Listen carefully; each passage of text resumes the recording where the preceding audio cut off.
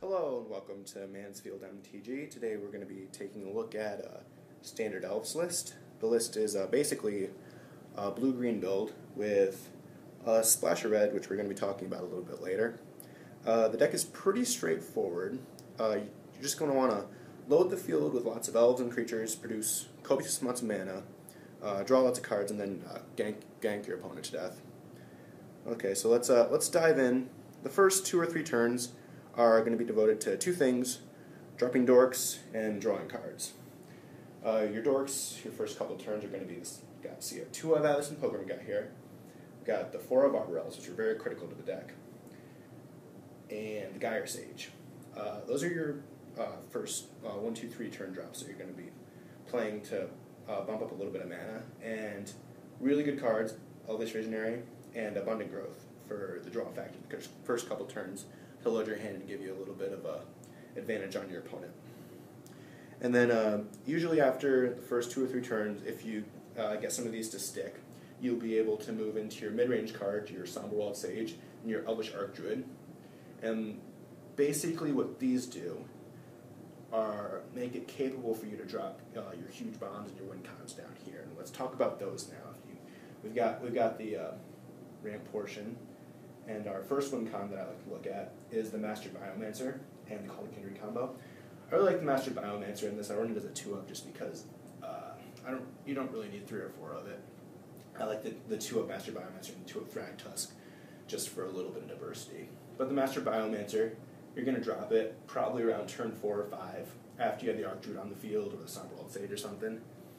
And just basically after that, your 1/1 elves turn into like 3/3 elves or 4/4 elves, and just give you beat sticks to beat them with. Or the Thrag Tusk is just a solid card altogether. Now, when you're playing the 4 of Call of Kindred, which is our main win con of the deck, usually what happens is you'll drop a Call of Kindred on an Elvish Visionary or an Arbor Elf or something, one of your littler elves, when you already have the Archdruid or the Master Biomancer on the field. You're going to want to drop it on one of these because it's got the elf creature type. So you're going to be able to look at the top 5 cards of your library, take an elf, and put it directly onto the field. Also, if we put the Call of Kindred on one of the smaller elves, it's going to draw attention away from our Elvish Archdruid or Master Biomancer. So the kill spells will usually get directed to the thing with the Call of Kindred on it. Neat combo I like to pull sometimes, though, is if I already have a Thragtusk on the field, I can Call of Kindred on the Thragtusk, and the Crater Behemoth actually shares a creature-type beast with Thragtusk. So I've done that a couple times, which works out pretty good. But my favorite win con by far is dropping a couple creatures, getting like a 3/3 or 4/4 on the board, or maybe a Master Biomancer, and then dropping the Prime Speaker. Now the Prime Speaker and Master Biomancer combo is very underrated right now in Standard, and it's basically just going to turn your hand from 0 cards to 8 cards or 9 cards for 6 mana, and you're going to get a 6/6 or 9/9 beater.